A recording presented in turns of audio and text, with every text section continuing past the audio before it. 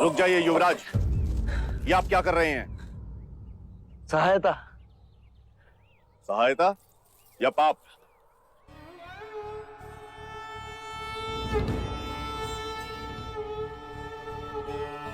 पाप? कैसा पाप? क्या आप नहीं जानते? ये एक शूद्र है और तुम ओछी जाति के युवराज को रोकते तक नहीं। दंडवत होके क्षमा मांगो युवराज से। ठहरो ठहरो, ये हमसे क्षमा क्यों मांगे? इसने आपको छूने का अपराध किया है। इसने मुझे नहीं, मैंने इसे छुआ। क्षमा युवराज, पहले इसने इस ब्राह्मण मार्ग में आने का अपराध किया है। कैसा अपराध? ये मार्ग सबके लिए है। ये सृष्टि, ये जल, वायु, मिट्टी, ये ईश्वर का अपराधी है और इसे दंड मिलना चाहिए। उसी ईश्वर ने इसे बनाया है जिसने तुमको।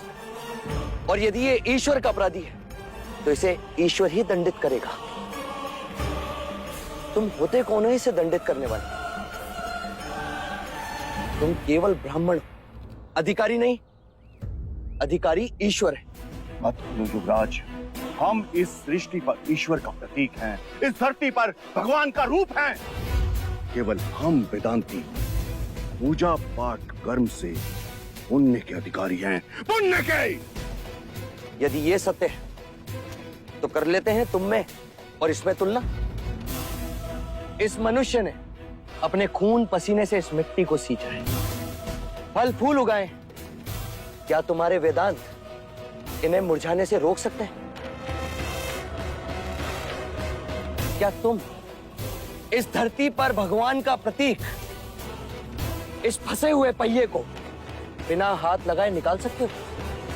आप हमारा अपमान कर रहे हैं युवराज। अपमान तो आप इस मनुष्य का कर रहे हैं। मत भूलिए युवराज, आप धर्म पर विवाद कर रहे हैं, धर्म पर। मैं मनुष्यता को बचा रहा हूं विप्र। विवाद धर्म पर नहीं, धर्म के नाम पर उठ रही घृणा पर है।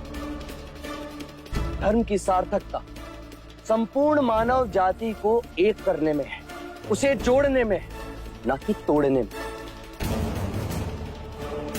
वर्ण कर्म के अनुसार, ना कि धर्म के अनुसार। धर्म सबसे श्रेष्ठ है युवराज, सबसे श्रेष्ठ, जो मनुष्यों को अपनी मर्यादाओं से परिचय करवाता है, परिचय करवाता है। उस धर्म को बनाया किसने? मनुष्य ने। हम कहते हैं कि हम सब मनु की संतान हैं, ब्रह्मा के वंशज। क्या कभी आपने शंकर की जाति को पूछा है? कभी आपने ब्रह्मा के गोत्र को पूछा है? या कभी विष्णु के वर्ण को पूछा है? जब हम एक मनु की संतान हैं, तो ये भी उतना ही ब्राह्मण है जितना कि तुम। और यदि नहीं तो तुम भी उतने ही शूद्र हो जितना कि ये।